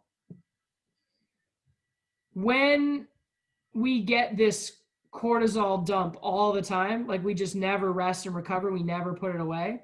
If we have chronically elevated levels of cortisol, what we end up seeing over time is muscle and bone loss, fat gain and redistribution, elevated blood glucose, because again, cortisol was designed to regulate blood glucose in the first place, right? We also see insulin resistance, hypertension, suppressed immune system, and even mood changes, right? So let's break some of those things down a little bit more. If I have chronically elevated cortisol, I do not have high levels of testosterone. I am not having a complementary release of growth hormone. So my cortisol is up, my growth hormone's down. Growth hormone builds and repairs muscles and bones. So if I'm not producing enough growth hormone, my day-to-day life, my nutrient intake, whatever, I'm going to start to break bone, right? Fat gain and redistribution, when we have really high cortisol, what it does is it means we get fat stored like right around our belly button, like right around the front. So you can see body types. You see like the apple-shaped man, like his belly is huge, right? That can be indicative of high chronic levels of cortisol, because the body fat's going to get stored in that place. That's the redistribution part. It gets stored at sort of the belly button area. Fat gain can also come from the fact that if we're losing muscle and bone, if we're chronically stressed out, our metabolism actually gets affected. So if our metabolism drops, but we're still eating the same amount, well, now we're going to be gaining fat. Okay. Elevated blood glucose, like I said, that's cortisol's job in the first place, is to keep the blood glucose level higher. But then when that happens, when the blood glucose is higher, the brain is like, oh my God, I got to produce more insulin. So we get these higher levels of blood glucose, we get these higher levels of insulin, but it's not working. The insulin isn't helping reduce blood sugar because cortisol just keeps pumping sugar into the blood. So basically what happens is insulin doesn't really work very well anymore. Insulin is supposed to be this taxi that's like driving people to the airport. But there just keep being too many people who need to get to the airport. And the taxi's like, oh my God, this isn't working. What do I do? Right? Hypertension, stress response, right? Elevated blood pressure, suppressed immune system, mood changes, kind of indicative of the body just being like really tired and exhausted, right? So again, where we think about maybe 85% or more of people that join the gym want to lose fat. And where we think about the fact that people mismanage the central nervous system in a big way. They're just stressed out all the damn time. Well, now it kind of starts to make sense that they're struggling to lose weight, right? Starts to make sense that they're losing this battle to obesity. All right, so I'm going to come back to a little bit more of the story that I tell my clients.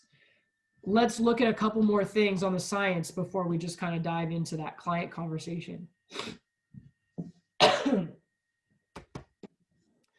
So these are usually exam questions. So that's why there's stars all over the page.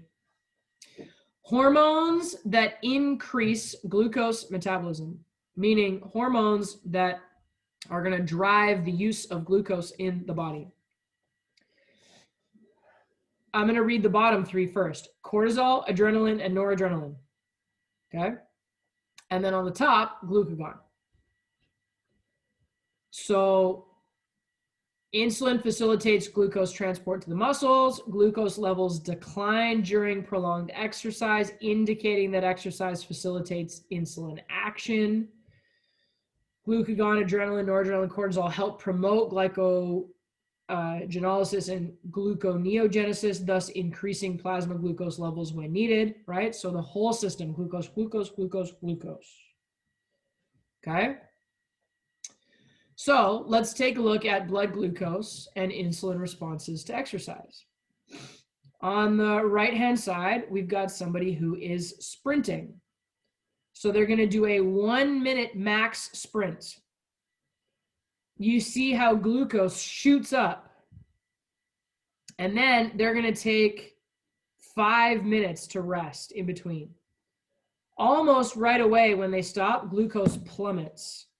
And then it kind of levels out. So you could take this graph and stack it end on end on end on end. So you could sprint, rest, sprint, rest, sprint, rest. Glucose would go high, low, high, low, high, low.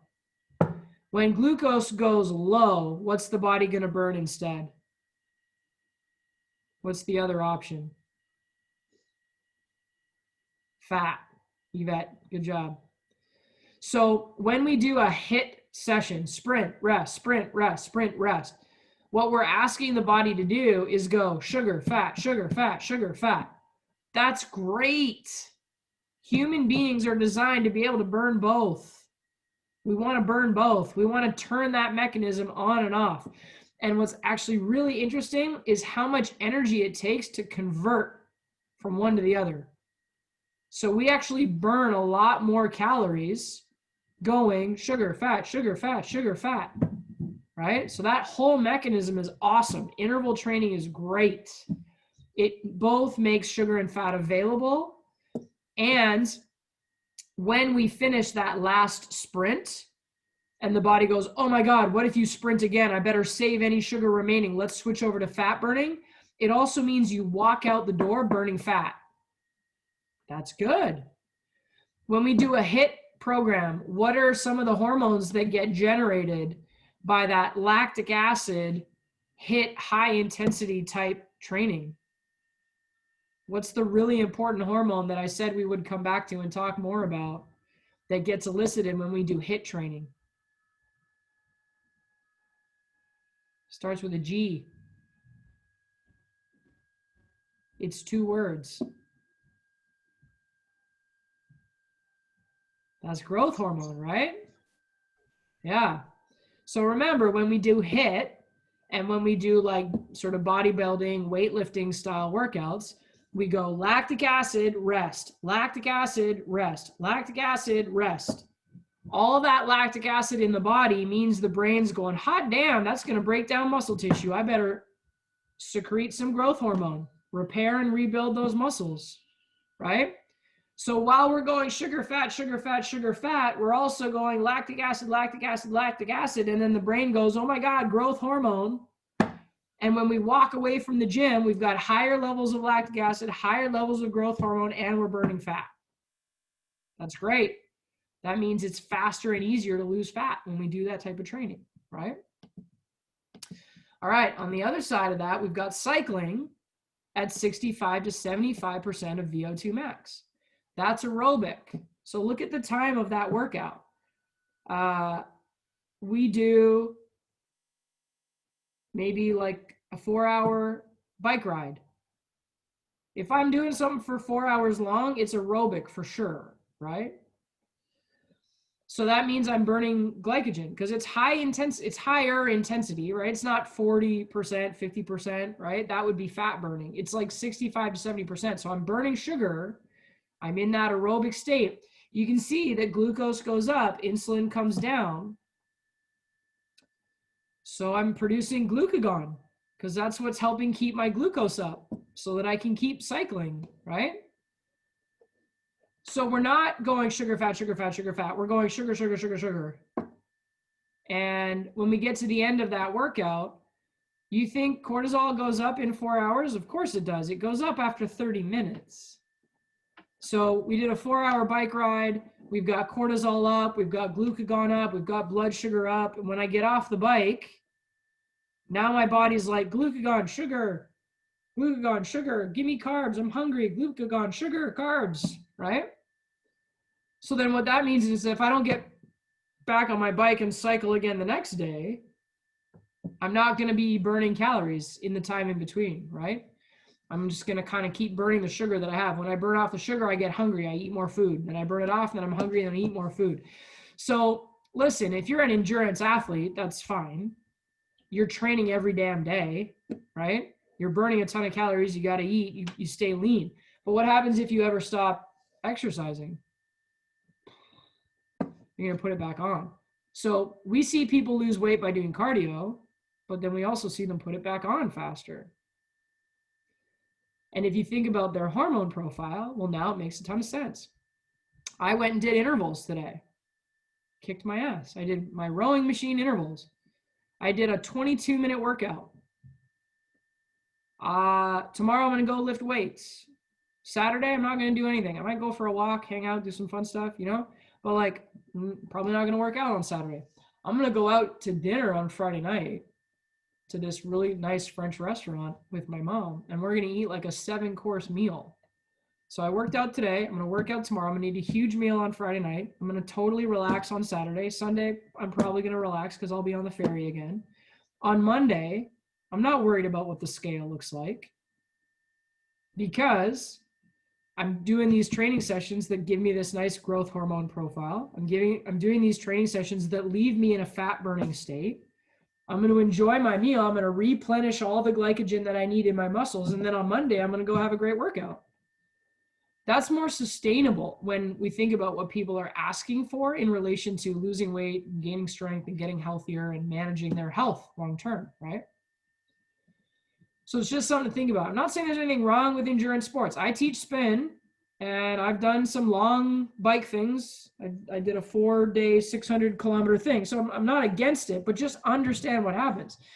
What happened to me in the months after the cycling thing is it took me a while to get back to just feeling my normal levels of strength and my normal kind of routine.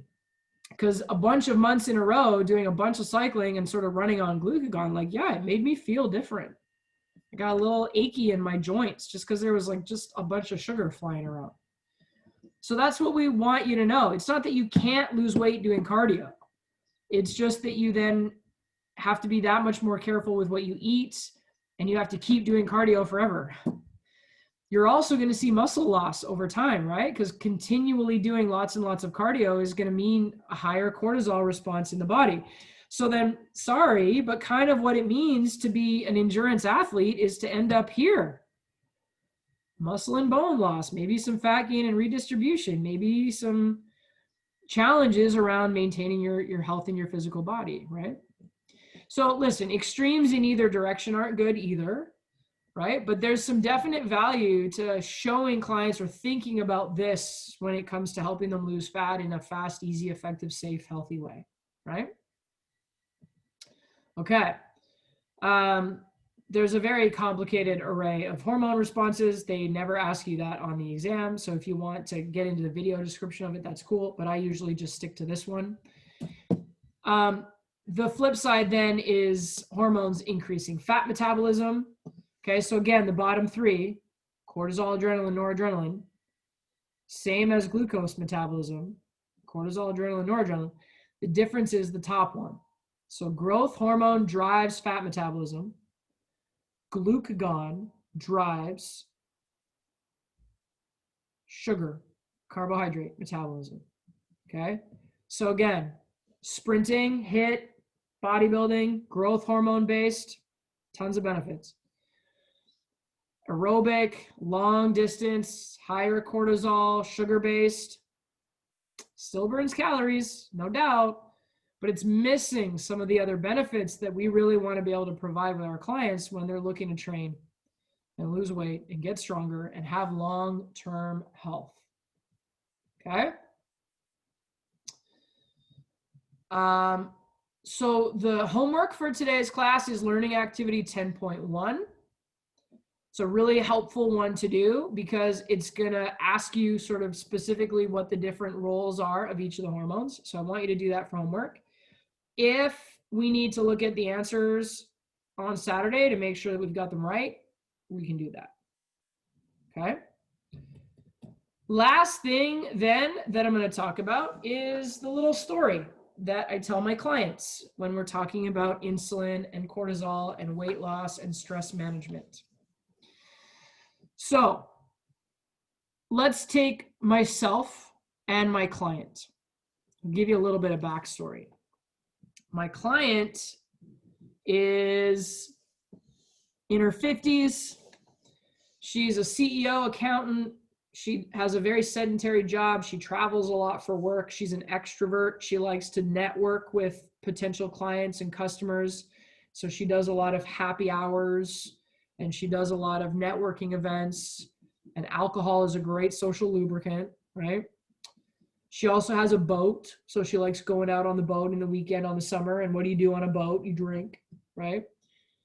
And she's got some back pain and some hip pain from some motor vehicle accidents. So sometimes exercising can be painful. So she sometimes sort of uses that pain as a reason to not exercise. She had a couple of kids. She had some gestational diabetes while she was pregnant, which it's a temporary form of diabetes, but nonetheless. So she gained a fair bit of weight during her pregnancy. She gained a fair bit of weight over the last 10 years with the sort of status of her job. And she's also type A, very hard worker. So in her mind, she needs to lose 50 pounds. But also in her mind, the less she eats and the harder she exercises, the faster she will achieve that weight loss. Okay? So her whole life, stress, has a hard time prioritizing exercise and recovery, has some challenging beliefs around nutrition and diet practices, right? And so this is the state of her life. She has hypertension. She has 50 pounds to lose. Chronically elevated levels of cortisol can increase sensitivity in terms of pain. So I do think that contributes to her pain. And so we're working together. She wants to lose weight. She wants to lose weight fast. She tends to be an all or nothing, extreme, all pain, no gain type person, which is just more stress on the body, right? All right, so she is insulin resistant. So she has chronically elevated cortisol. She has muscle and bone loss. She has fat gain and redistribution. she has hypertension, she has insulin resistance, she's got all that stuff on the list. I sometimes like to describe insulin resistance as, it's like trying to park downtown. There's nowhere to park. The few spaces that are available are all full, and traffic's crazy. It sucks, right? If you've ever tried to drive downtown Vancouver in the middle of a workday, it sucks. Parking's expensive. It's hard to find. It's a giant pain in the butt. So if we think about insulin as taxis, right? It's going to be damn hard to be a taxi in downtown Vancouver. It's going to be damn hard to try to find a parking spot in downtown Vancouver. If you're trying to drop off sugar in a muscle, if muscles are parking spots and sugar, we think of them as cars, it's going to be damn hard to find a muscle to park sugar in. Okay? So that's how I explain insulin resistance. Let's flip it to the other side, insulin sensitivity. I'm young, I'm healthy, I'm fit, I work out, I've been an athlete my whole life, I've exercised my whole life, I have a really healthy BMI, I eat a healthy diet, I get enough sleep, I take my vitamins, I don't have kids, I got a cute cat, I got a mortgage that is reasonable, I make enough money that my mortgage doesn't stress me out, right? Like my life is pretty well managed. So for me, trying to find a parking spot for sugar is like the parkade at the mall out in the suburbs. Parking's free. There's like 1 million parking spots. Look how easy that is to find a parking spot. No problem, right? So we're getting really specific on the analogy of sugar is a car and muscles, which could store sugar, muscles are parking spots. So it's like I got a lot of muscle, I got lots of places to park. She's got no parking spaces. The parking spaces are all full, okay? So there's very obviously a difference between her body and mine. Now, let's say that we do like a 30-day challenge and she succeeds and the reward was, okay, we'll go out for dinner. All right, so she picks, she wants to go to the old spaghetti factory and we decide we're both gonna get spaghetti with meat sauce. And let's just pretend that the calories and the macronutrients are the same on both plates. Let's just pretend, okay? So think about it. She starts eating her spaghetti. Spaghetti's got a certain amount of carbohydrates in it, right? What happens to her blood sugar, Regan, when she starts eating spaghetti? Yvette. It goes up. Right? Because that's what happens when we eat food. So she starts eating her spaghetti, her blood sugar goes up. The brain goes, oh, blood sugar's up. I should release some insulin. All right, here come the cars, here come the taxis, whatever. Now we're trying to find a place to park the damn cars, but there's no parking spaces. Eating carrots, nice. That's a good call. Okay, no worries. So we're trying to find somewhere to park, but there's no parking spaces. The only parking spaces that are available are full. So the cars, the sugar driving around in the bloodstream, like, well, where do I park? And so then the brain's like, oh my God, there's still high blood sugar. Meanwhile, she's still eating spaghetti, right? Oh my God, blood sugar is even higher. What do? I'm going to produce more insulin. There's still nowhere to park. Finally, now the insulin's like, oh my God, we just gotta go park at the airport, right? So we drive all the sugar over to the liver, because that was the airport from the previous analogy. We drive all the sugar over to the liver, and we shove it in the liver, and the liver turns it into fat and stores it. And especially because she's a dominant cortisol hormone profile type, she's gonna store that sugar all around her belly button. You're gonna store that fat, rather, all around her belly button. Okay, so that's what happens when the insulin resistant person eats a giant plate of spaghetti. Now, I'm sitting on the other side of the table. I start eating my spaghetti. What happens to my blood sugar when I start eating spaghetti? It goes up. That's what happens, right? Now there's a bunch of sugar cars floating around in my bloodstream. They're looking for a place to park. Oh, no worries. We've got this big giant parking structure full of open parking spaces, AKA muscles. So all the sugar starts parking itself in my muscles. My blood sugar comes down. My brain's pretty happy. I'm full. Sweet. So now my muscles are all full of sugar.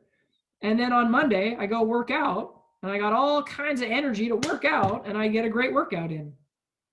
And then I go home and I eat another plate of spaghetti, right? Remember, it was the same number of calories and it was the same number of macronutrients. Very different response between those two bodies. Let's take it even one step further. When you're an insulin resistant person and you have no damn parking spaces, when you then try to go and exercise, where's the energy come from? You don't really have a lot of muscle tissue. You don't really store sugar effectively in muscle tissue. Where's the energy coming from? It takes a while for the brain to go, oh my God, low sugar, shoot, I got to go get some from the liver. Shoot, I got to break down body fat and pull it back into that takes a long time, right? So when you're an overweight, stressed out, hypertensive, insulin resistant person, how do you think it's going to feel to try to do a big workout? Because you're like, I got to work out hard, I got to lose weight. How's that going to feel? Sucks. It feels about like being stuck in a traffic jam in downtown Vancouver in the middle of a working day. Like it's not a good time, right? So when we talk about calories in, calories out, she and I ate the same plate of spaghetti. Vastly different experience, right? Now, if I eat so much spaghetti that I run out of parking spaces, the leftover is going to go to the liver and get stored as fat. That's fair.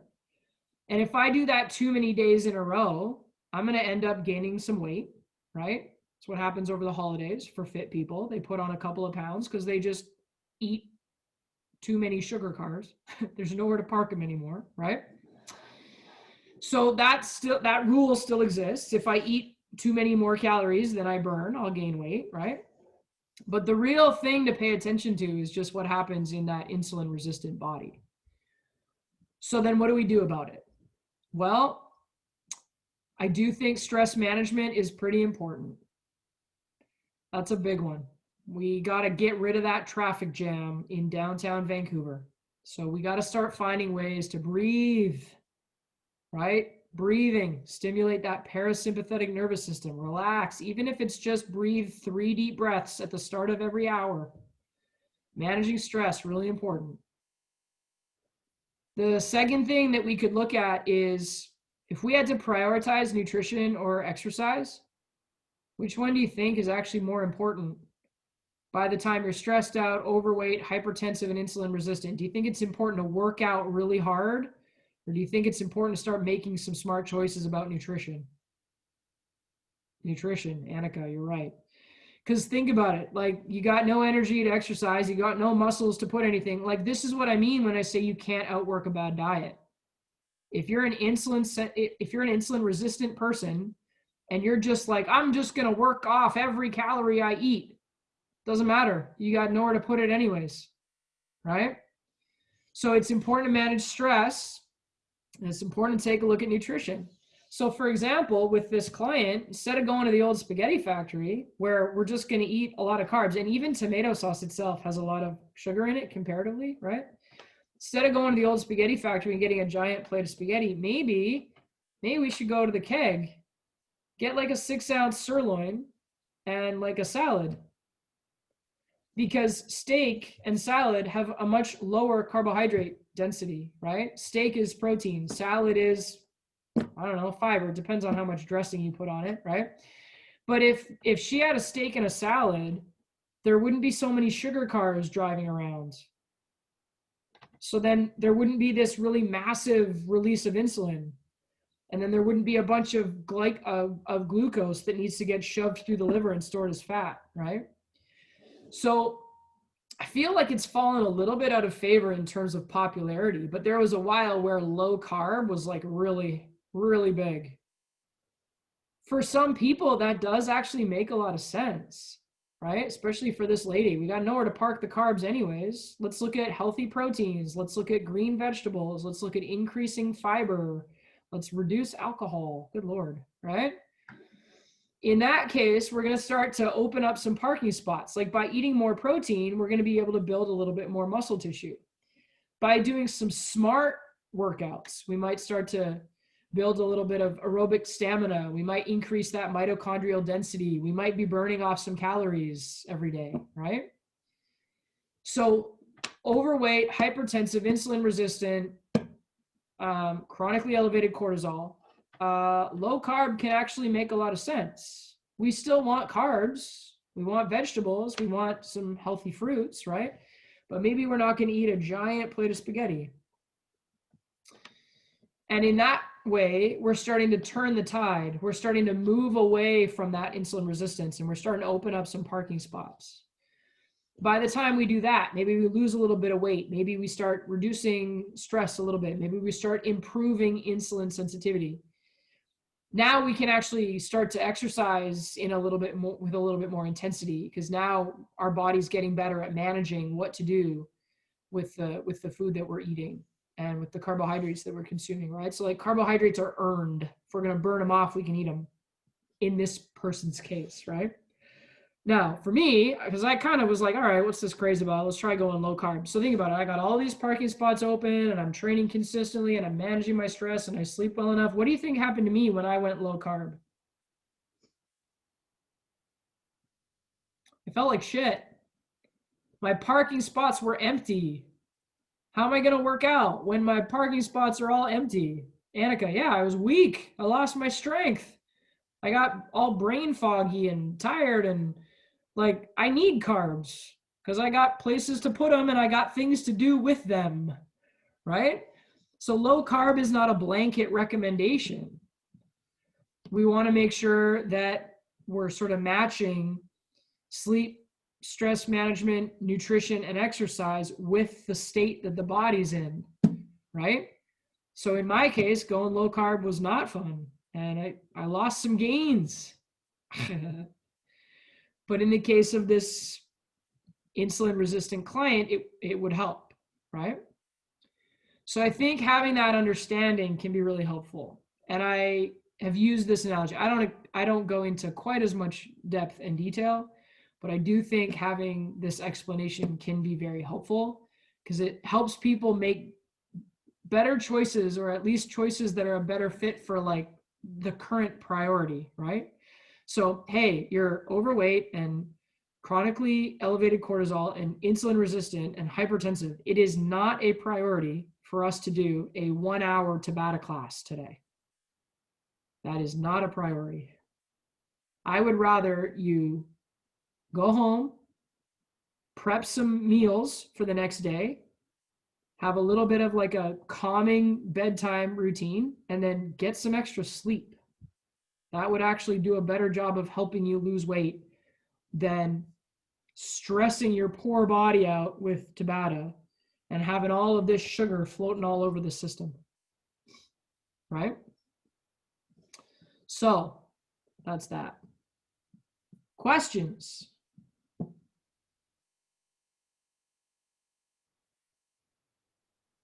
That was a lot. That was like a lot of me talking. So if you're still awake, great job. Learning activity 10.1 will pull it all together for you. A couple of you I'm going to see in Nanaimo on Saturday. A couple of you, Josh is excited to meet you in Richmond. And it's bones and muscles on Saturday in terms of content. So I'll be posting up the video for the Nanaimo group, but this just takes some repetition. So we'll cover it. We'll talk about it. I'm not going to do it in the gym, Yvette, as an example, but I'll send you the video to review later if you want. Regan and Asif and Toko, Josh will talk about it a little bit in class. But bones and muscles just take repetition. We're just going to have to review and review and review and review and review. In the syllabus, I put the name of an app that I like. I use the app to learn muscle anatomy because it's got pictures and it's got pronunciations and it tells me where it inserts and originates. And it'll also allow me to do these little quizzes. So like I can do a quiz of the muscles in the leg, and then it shows me a picture, and then it's a little multiple choice. Is it this one or is it that one? I want to be really clear though, the exam does not ask you questions about muscle names and bone names. So you need to know them to be a trainer, to talk to your clients, to write programs, right? But on the exam, there's no picture of a muscle and then what is this? A, rectus femoris, B, vastus lateralis, C, vastus intermedius. There's none of that on the exam. So if you feel like it's a little overwhelming, just remember what Renee said the other day. Just learn one muscle a day, or just spend 10 minutes a day on the app, or get an anatomy coloring book, like whatever. I'm not affiliated with the app. I don't have any skin in the game with them. But I thought it was an easier way to learn than just straight out of the textbook for me personally. So watch the videos, check out the app, get a coloring book, look on Google, whatever it is that you want to do. But it's going to take some repetition. Don't expect to come out of day 6 and go, oh yeah, I know 55 muscles. Look at me. It's going to take some review. That's part of why we give you a reading week, because part of what we think you'll do in that week is spend some extra time on the muscles. Okay? Great job. If there are no questions, comments, concerns, or jokes of the day, we will call that and see you in one space or another, one way or another, on Saturday for some fun stuff. There we go.